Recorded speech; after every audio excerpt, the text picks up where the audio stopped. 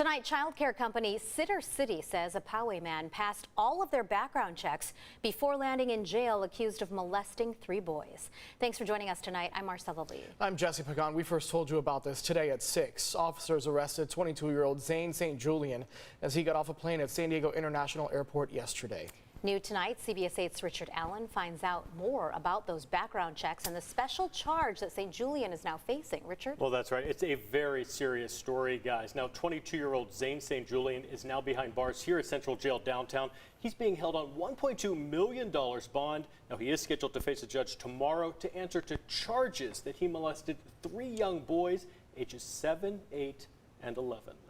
For something like that so disturbing to happen, it's very upsetting. As a parent, would make anybody, question their own thoughts. Like, did I do my homework? San Diego police say that St. Julien, a Poway resident, molested the 3 boys between July and December of this year. A parent of one of the boys reported the alleged molestation, triggering an investigation that identified 2 other alleged victims. These incidents occurred in the actual residences, the actual homes of these boys.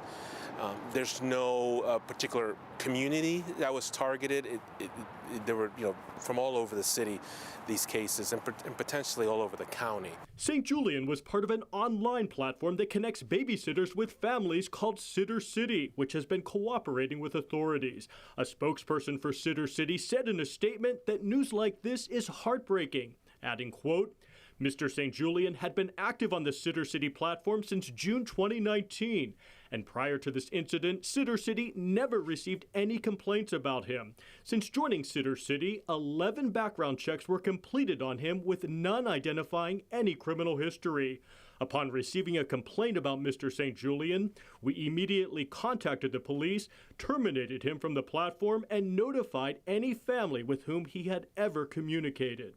St. Julien currently faces 5 charges, including a 1-strike sex crimes charge because his alleged victims were under 14. A conviction on that charge could increase the potential prison time he faces by as many as 25 years. Even the websites that say that they do extensive research background, I would do my own just to be safe. San Diegan Victoria Garza is the mom of 2 young boys. Nowadays, you just kind of have to do your own homework too, and make sure that who you're leaving your kids with is somebody that you do know and trust.